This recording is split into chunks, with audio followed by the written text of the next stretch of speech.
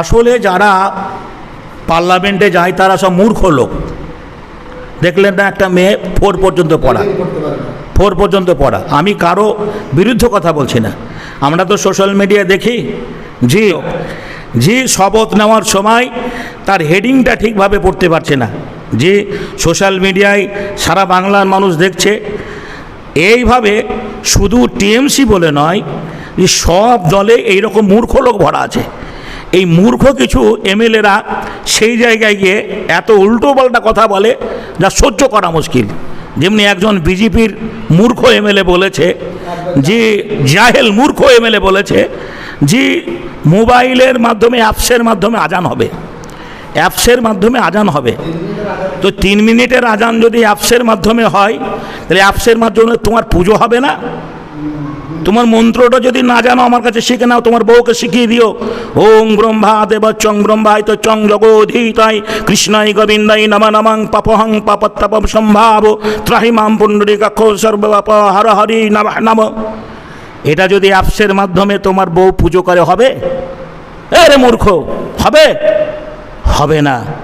প্রত্যেকটা ধর্মের একটা আদর্শ আছে, বিধান আছে, আইন আছে, অন্তরের ভক্তি আছে।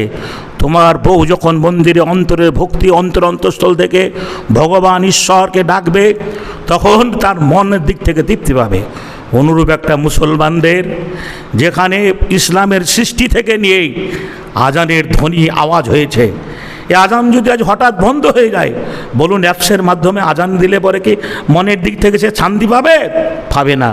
তাই বলবো ভাই, সোশ্যাল মিডিয়ায় এমন কথা বলবেন না যাতে কোনো ধর্মের মানুষ আঘাত পায়, কোনো ধর্মের মানুষ কষ্ট পায়। আপনি বুঝুন, একটু ভাবুন, সব দিকটা রাজনীতি জায়গায় আনবেন না। জি, সব দিকটা রাজনীতির জায়গায় আনবেন না। জি 5 মিনিটের জন্য মসজিদের লোক ধরছে না, 5 মিনিটের জন্য রাস্তায় নামাজ পড়লে পরে আপনারা পুলিশ দিয়ে পিটাচ্ছেন, পুলিশ দিয়ে মারছেন বা বন্ধ করে দিয়েছেন। আর যেখানে পুজো মণ্ডপ হয়, আমি বিরোধিতা করছি না, আপনাদেরকেও দেখতে বলছি, আপনাদের তো চোখ আছে। পুজো মণ্ডপ যখন হয়, দুর্গা উৎসব যখন হয়, কালী উৎসব যখন হয়, আমরা শহর বাজারে গিয়ে দেখি 1 কিলোমিটার দূরে লাইটিং করা হয়, পুজোর প্যান্ডেল করা হয়, সেই সমস্ত রাস্তাগুলো নো এন্ট্রি করে দেওয়া হয়। বলুন, নো এন্ট্রি করে দেওয়া হয়। হসপিটালটা এইখানেই, জি, অথচ এখানে নো এন্ট্রি করে দেওয়া হয়েছে। তাকে 5 কিলোমিটার 7 কিলোমিটার রাস্তা ঘুরে সেই মেন গেটে আসতে হবে। বলুন, জি, আপনাদের চোখ আছে না নেই? আপনাদের চোখ দিয়ে দেখুন এগুলো, দেখবেন, তারপরে বিচার করবেন, তারপরে কথা বলবেন, তাহলে ভালো লাগবে। আর আপনি 3 মিনিটের জন্য আজান হবে, আর 3 5 15 মিনিট, 7:30টার পরে আর আজান হবে না, যে ভোর 4টায় হবে। আরে ডাক্তাররা তো বলছে যে তোমাকে ভোরে উঠে ছুটতে হবে, রান করতে হবে। আপনারা দেখেন না যে ওই শহীদ মিনারের মাঠে, গড়ের মাঠে, ব্রিগেডের মাঠে, কলকাতার বিভিন্ন পার্কে, দেখেন না ক্লাবের মাঠে, যে ছেলে মেয়েরা জি ছুটছে, দৌড়ছে। বন্ধুরা আমার, ভোরের আজান হলে পরে কি হবে জানেন? ভোরের আজানের যারা বিরোধিতা করেন তাদের বলবো, একবার অন্তরের অন্তঃস্থল থেকে মাইকের দিকে কানটা লাগাবেন।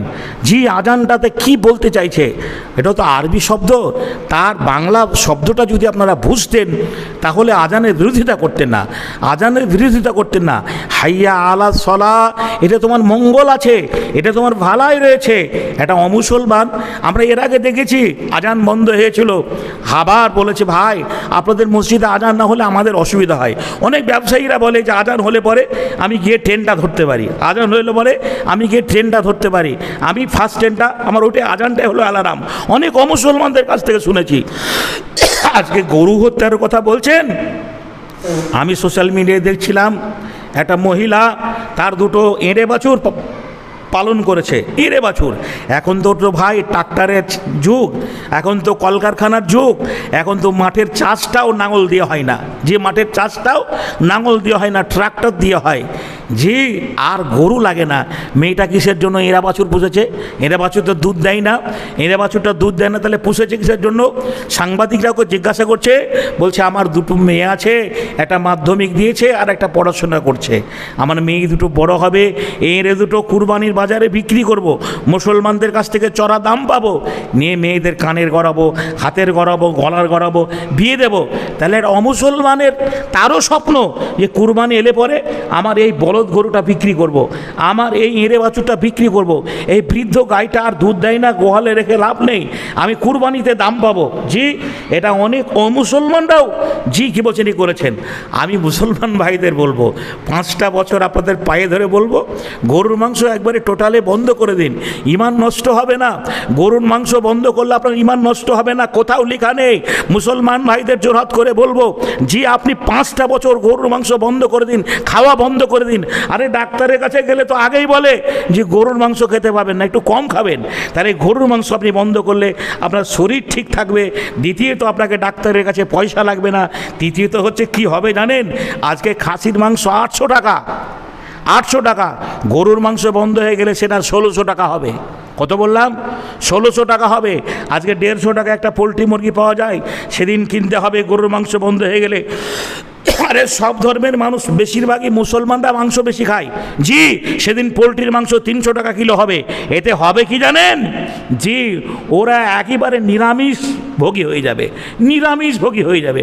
ওরা পয়সা পাবে, মাংসই চোখে দেখতে পাবে না, মাংসই চোখে দেখতে পাবে না। আর মুসলমানদের দাম যতই হোক, 1600 টাকা কিলো মাংস হলে মুসলমানরা কিনবে। এটা বাস্তব বলছি আপনাকে। আল্লাহ রাব্বুল আলামিন সকলকে যেন বোঝার তৌফিক দান করেন, আমিন।